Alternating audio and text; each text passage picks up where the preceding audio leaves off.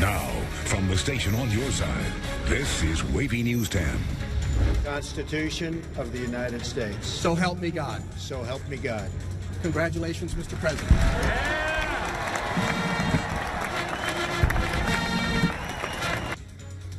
The inauguration of 2017 is in the history books. Donald J. Trump is officially the 45th president of the United States. He is the first with no political or military experience. In his historic speech, the new president talked about a new beginning.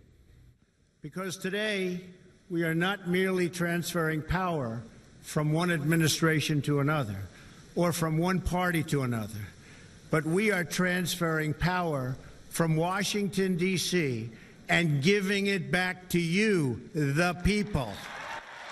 Besides the pageantry, protests marred the inauguration, creating chaos just down the road from the ceremony. Police arrested at least 95 people, and 2 D.C. officers are hurt but expected to recover from those injuries.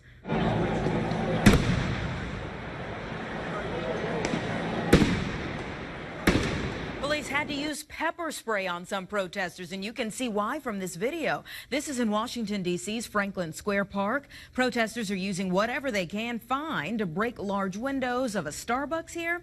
Protesters also threw around newspaper boxes and trash cans, lighting some of the trash on fire. And those protests were just some of the demonstrations around the country. Hundreds came out to protest in Denver and Phoenix. They held signs showing dissatisfaction with our new president. Both demonstrations here, though, remain peaceful. 10 on your side's Andy Fox is live in Washington, D.C., giving us a look at how people are reacting to this historic day. And Andy, what are you hearing from people in the crowd? Well, our producer, Bob Bennett, was actually on site of a limo that had the windows broken out, people wearing masks, and then the limo was lit on fire. I've never seen an inauguration that had more protests on the day of the inauguration. Donald Trump delivered for his people, talking about issues like immigration and making America great again. But for those not with him, they told us his speech had little in it for them. What would Donald Trump's inauguration be without the dancing cowboy? Sounds like a good idea to me. Naked cowboys performed throughout the campaign at Trump Tower. What would the inauguration be without the Kimmels from Chesapeake? Why did you come out here today? This is the first inauguration we've ever been to, and we just had to be here.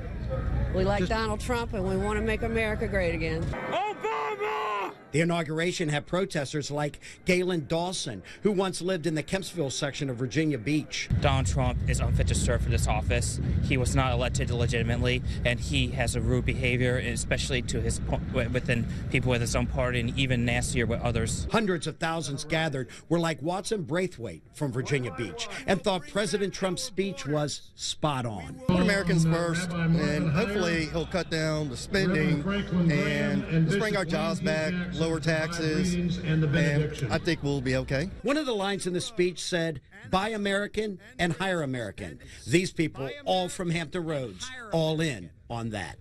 Put Americans first and foremost. Everything for America. I loved that phrase. That was actually the most powerful part of the whole thing to me. That was it. Bring it home. Yeah. Make America great again.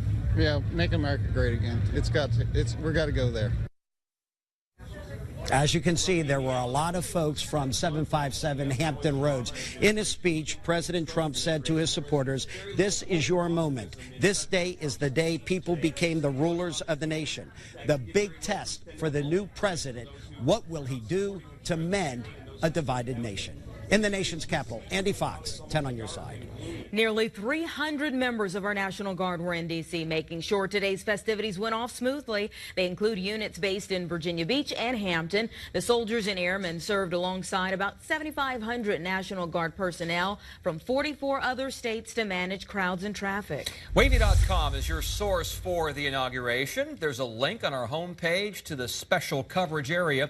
You'll find video of President Trump's full speech and former President Obama's exit speech. You can also take our poll of what you thought of President Trump's inaugural address. Well, now let's get a check of the forecast. Definitely had a rainy day, and even the inauguration festivities were hampered by it. All about it in just a few minutes. Well, throughout the day, we've been working to get more details about a shooting and home invasion early this morning in Virginia Beach. 10 on your side's Aaron Kelly has the latest details. A man at the home told 10 on your side earlier this morning that he had no comment. Tonight, it's not clear exactly how everything is connected as police continue their investigation. Ryan Ferraro says he didn't hear anything overnight at his home on Thousand Oaks Drive until there was a knock on the door. Police came to our door around 2:30 in the morning, asked if we heard anything. They told us there was a shooting, and then they told me that my car was in the incident. The gunfire that struck windows nearby had also hit his car. And I saw the hole on this side, so I had to check it on the other side, and it's heartbreaking. I put a lot of time into the car. I'm in the car scene around here. Ferraro says it's unusual for his community. It's normally pretty good. It's quiet. Like, normally the only sound we ever hear is other people, the car pulling in, or jets. Police say too, someone called 911 and hung up, and then someone flagged down officers in the area. According to investigators, they found a man who had been shot in a home, and he went to the hospital seriously hurt.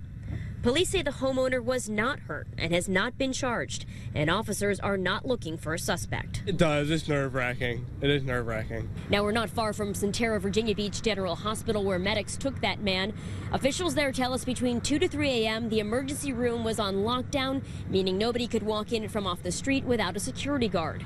In Virginia Beach, Aaron Kelly, 10 on your side. We are learning more details about an abduction and robbery case that started in Petersburg and ended right here in Hampton Roads. 32-year-old Christopher Jones remains behind bars in Norfolk. The sheriff's office says Petersburg authorities will pick him up Monday morning. Investigators say Jones abducted a church pastor from his Petersburg home at gunpoint and forced him to withdraw money at a bank. When the pastor escaped, Jones drove off in the man's car. U.S. Marshals later found him in Norfolk at the same time as the abduction. The pastor's wife disappeared. Jones gave authorities information that led them to a woman's body in Petersburg, but they are still trying to identify her. Investigators are also trying to figure how Jones's girlfriend died. Officers found her dead inside her home. The University of Virginia is searching for a new president after Teresa Sullivan announced today that she is stepping down. She's been presiding over the Charlottesville University since 2010. She briefly resigned in 2012 after clashing with the Board of Visitors. Sullivan was quickly reinstated after the protests. Now, she asks the Board of Visitors to begin looking for her successor. However, her contract officially ends in 2018. Coming up, the resort city could get a highly anticipated new addition. Why a popular new grocery store could become a game changer for Virginia Beach. Extra tools of the trade. Why a local city is training bartenders and hairstylists to handle mental health cases. Plus, Sports Director Bruce Rader live for David Wright's 7th annual Vegas Night. Wavy is a proud sponsor of the event to raise money for CHKD, and Bruce will have more from Virginia Beach in sports. And as we head to break, we leave you with moments from President Donald Trump's historic inauguration. Because this moment is your moment, it belongs to you.